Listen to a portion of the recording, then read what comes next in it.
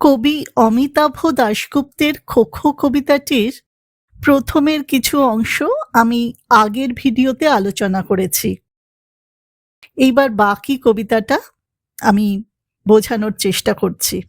তবুও খো-খো খেলুড়ে মেয়ে লড়ছে এমন লড়াই, তাকে নিয়েই দেশ শুদ্ধ আমজনতার বড়াই।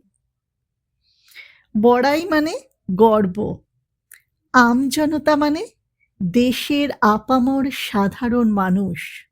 এমন অভাব আর দারিদ্র্যে ভরা বাস্তব কিন্তু মেয়েটিকে বিচলিত করতে পারেনি। মানে এত প্রতিকূল অবস্থা কিন্তু মেয়েটাকে ডিস্টার্ব করতে পারেনি। মেয়েটা কিন্তু তার লক্ষ্যে অবিচল। মেয়েটা কিন্তু তার স্বপ্ন পূরণ করবেই, সে দৃঢ় প্রতিজ্ঞ। তাই এই খো-খো খেলার জন্য সমস্ত প্রতিকূলতার সঙ্গে সে লড়াই করে চলেছে। তার লড়াই সাধারণ মানুষের দৃষ্টি আকর্ষণ করেছে। তারা নিজেরা লড়তে না পারলেও হয়তো মানসিকভাবে এই লড়াকু মেয়েটির সঙ্গে লড়াইয়ে শামিল হয়েছে। তারাও বিশ্বাস করে মেয়েটি নিজের নাম রোশন করবে এবং সাথে সাথে দেশের নামও রোশন করবে। তাই দেশের সাধারণ মানুষ তাকে নিয়ে গর্ব করে। তাই কবি বলেছেন, তবু খো-খো খেলুড়ে মেয়ে লড়ছে এমন লড়াই, তাকে নিয়েই দেশ শুদ্ধ আমজনতার বড়াই।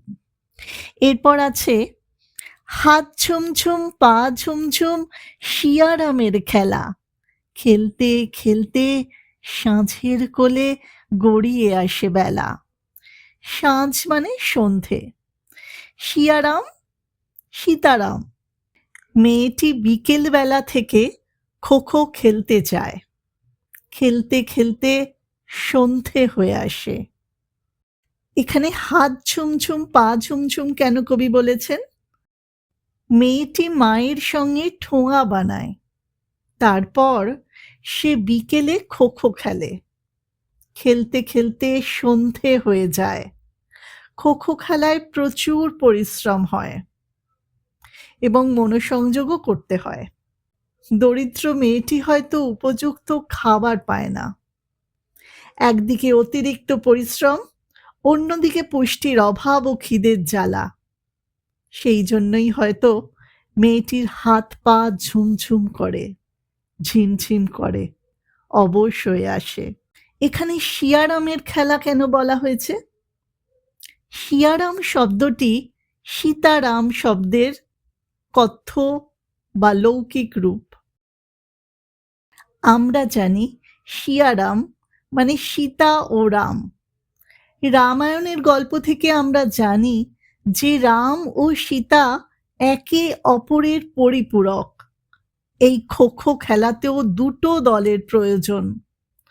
দুটো দল ছাড়া কখনোই খেলা যায় না। অর্থাৎ এই দুটো দল একে অপরের পরিপূরক। সেই জন্যই হয়তো শিয়ারাম কথাটা কবি ব্যবহার করেছেন। আবার এটাও হতে পারে, রাম ও সীতা যেমন একে অপরের পরিপূরক, তেমনি খো-খো খেলাতেও শারীরিক কসরত ও মানসিক একাগ্রতা একে অপরের পরিপূরক। মনোসংযোগ এবং শরীরের শক্তি দুয়েরই প্রয়োজন এই খেলায়। এই জন্যেই হয়তো শিয়ারাম কথাটা এখানে ব্যবহার করা হয়েছে। আবার ভক্তরা যেভাবে সমস্ত দুঃখ কষ্ট ভুলে সীতারামের চরণে আত্মসমর্পণ করে সাধনা করে, সেভাবেই লড়াকু মেয়েটি তার সমস্ত দুঃখ কষ্ট বেদনা খিদের জ্বালা তুচ্ছ করে প্রতিদিন খো-খো খেলার মাঠে নিজেকে সমর্পণ করে, প্রতিদিন খেলার অনুশীলন করে। একেও তো সাধনা বলা যায়। মেয়েটির এই সাধনা ও আত্মসমর্পণ বোঝাতেও কবি হয়তো শিয়ারাম কথাটা ব্যবহার করেছেন। আবার বাংলার গ্রামীণ সমাজে সীতারাম বা শিয়ারাম কীর্তন করার একটা বিশেষ ঐতিহ্য আছে। যখন মগ্ন হয়ে শিয়ারাম জপ করেন ভক্তরা, তখন কীর্তন বা নাচের তীব্র গতিতে তাদের বাহ্যিক জ্ঞান বা শারীরিক ক্লান্তি লোপ পায়। তারা এক আধ্যাত্মিক ঘোরের মধ্যে চলে যায়, যাকে ভক্তির নিমগ্নতা বলা হয়।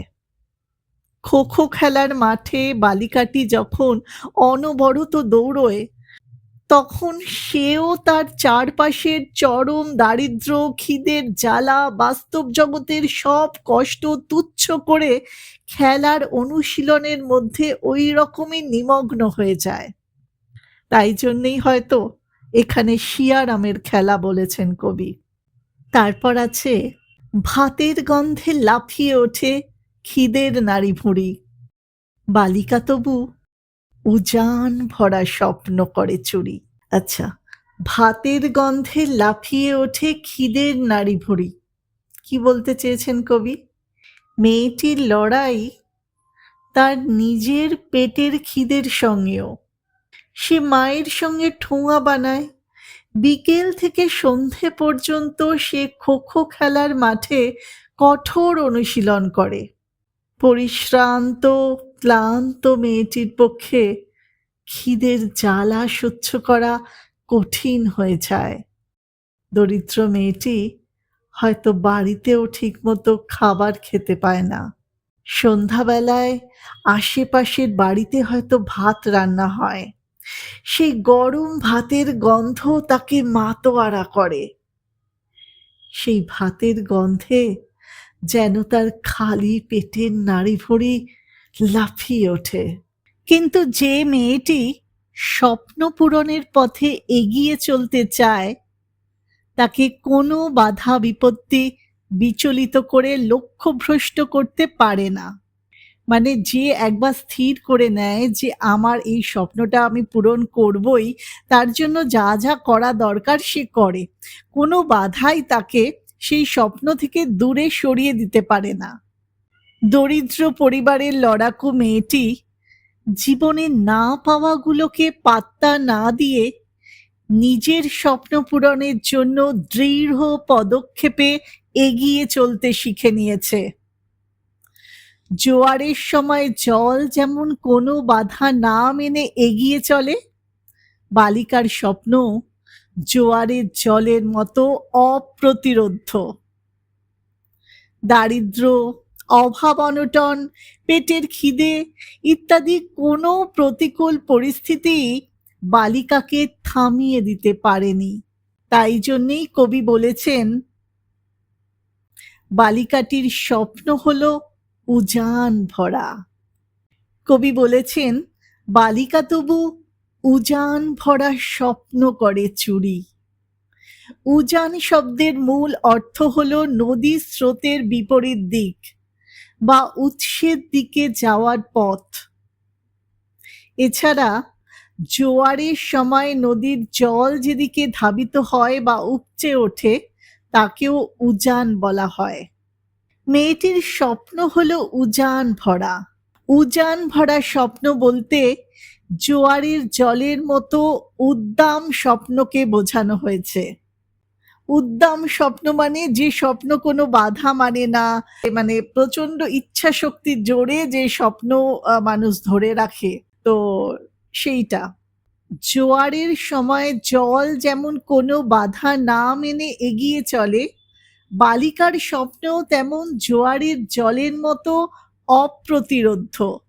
জোয়ারের জল যেমন নির্দিষ্ট দিকে এগিয়ে চলে, বালিকার স্বপ্নও তেমন তার লক্ষ্যের দিকে এগিয়ে চলে।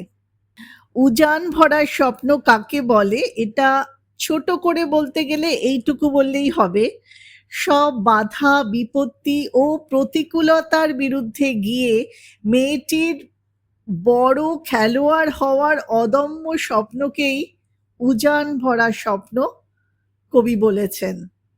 বালিকা তবু উজান ভরা স্বপ্ন করে চুরি। স্বপ্ন চুরি কেন বলা হলো? বাস্তবতা যেখানে লড়াকু মেয়েটিকে শুধু খিদের কষ্ট আর ঠোঙা বানানোর খাটুনি উপহার দেয়, সেখানে স্বপ্ন দেখা তার জন্য এক বিলাসবহুল ব্যাপার। মানে মেয়েটা যেরকম অনটনের মধ্যে রয়েছে, সেখানে আন্তর্জাতিক খেলোয়াড় হওয়ার মতো স্বপ্ন দেখা একটা মানে বিরাট ব্যাপার, যেন প্রায় অসম্ভব ব্যাপার। হতদরিদ্র মেয়েটি যে পরিস্থিতিতে রয়েছে, সেই পরিস্থিতিতে দাঁড়িয়ে আন্তর্জাতিক মানের খেলোয়াড় হওয়ার স্বপ্ন দেখা হয়তো সহজ বা স্বাভাবিক নয়। তার আর্থিক এবং সামাজিক পরিস্থিতি অনুযায়ী আন্তর্জাতিক মানের খেলোয়াড় হওয়ার স্বপ্ন দেখার সামর্থ্য তার নেই। তাই সে যেন লুকিয়ে বাস্তবতার চোখ রাঙানিকে ফাঁকি দিয়ে এই বিশাল স্বপ্ন চুরি করে নিজের মনের মণিকোঠায় রেখে দেয়।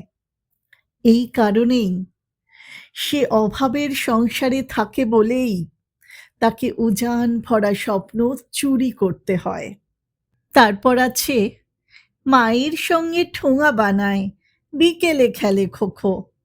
খেলার পাতায় সেই মেয়েটির স্বপ্ন ছেপে রেখো। মায়ের সঙ্গে ঠোঙা বানায়, বিকেলে খেলে খোখো। এই লাইনটা কবি আবার রিপিট করলেন। মানে তিনি বারবার মেয়েটির পারিবারিক অবস্থা বোঝাতে চাইছেন। মেয়েটির খোখো খেলার যে অদম্য ইচ্ছে আছে এবং মেয়েটি যে প্রচণ্ড পরিশ্রম করে, সেটাও কবি বোঝাতে চেয়েছেন। মেয়েটি অত্যন্ত দরিদ্র, তাকে মায়ের সঙ্গে ঠোঙা বানাতে হয়, কিন্তু সে তার স্বপ্নকে তাই বলে ভুলে যায়নি। সে তার স্বপ্ন পূরণের জন্য বিকেল থেকে খোখো খেলার মাঠে কঠোর অনুশীলন করে। খেলার পাতায় সেই মেয়েটির স্বপ্ন ছেপে রেখো। খেলার পাতা কাকে বলে? খবরের কাগজ বা অন্য কোনো পত্র পত্রিকার যে পাতায় খেলার ছবি এবং খবর ছাপা হয়, তাকেই সাধারণত খেলার পাতা বলা হয়। কবি অমিতাভ দাশগুপ্তর খোখো কবিতায় খেলার পাতায় সেই মেয়েটির স্বপ্ন ছেপে রেখো বলার মাধ্যমে মূলত একটি প্রান্তিক ও অবহেলিত মেয়ের অদম্য লড়াইকে সামাজিক স্বীকৃতি দেবার আহ্বান করা হয়েছে। মানে মেয়েটি যদিও দরিদ্র পরিবারের মেয়ে, কিন্তু তার সেই প্রচণ্ড বড় একটা স্বপ্ন এবং সেটা পূরণের জন্য তার লড়াই, এটাকে স্বীকৃতি দেওয়া হয়েছে। খবরের কাগজের পাতায় কেন কবি স্বপ্ন ছেপে রাখার কথা বললেন, এটাকে যদি আরেকটু ভালোভাবে বড় করে বলা যায়, তাহলে বলতে হবে, প্রথমত, সাধারণত খবরের কাগজের খেলার পাতায় বড় বড় নামী তারকাদের সাফল্যের খবর ছাপা হয়। মানে যারা বড় বড় সব প্লেয়ার আছে তাদের যা খবর সেই সব ছাপা হয়। খুব ছোটখাটো খবর তো খবরের কাগজের পাতায় ছাপা হয় না। কিন্তু যে মেয়েটি সারাদিন মায়ের সঙ্গে ঠোঙা বানিয়েও, খিদের জ্বালা সহ্য করেও বিকেলে প্রাণপণে খোখো খেলে এবং বনগাঁ থেকে বার্লিনে যাওয়ার স্বপ্ন দেখে, কবি চান সেই মেয়েটির লড়াইয়ের খবরটাও যেন, সেই মেয়েটির স্বপ্নটাও যেন সমান গুরুত্ব পায়। সেই জন্যেই কবি খেলার পাতায় মেয়েটির স্বপ্ন ছেপে রাখার অনুরোধ করেছেন। খেলার পাতায় তার স্বপ্নটি ছেপে রাখার অর্থ হলো সমাজের কাছে তার এই নীরব জেদ, প্রতিভা ও স্বপ্নকে স্থায়ীভাবে তুলে ধরা। মানে সমাজ যেন জানতে পারে তার এই প্রতিভা, তার এই জেদ, তার এই স্বপ্ন, তার এই লড়াই। তাহলে হয়তো দেশের আপামর জনসাধারণ মেয়েটির লড়াই এবং তার স্বপ্ন সম্পর্কে জানতে পেরে নিজেরাও অনুপ্রাণিত হবে।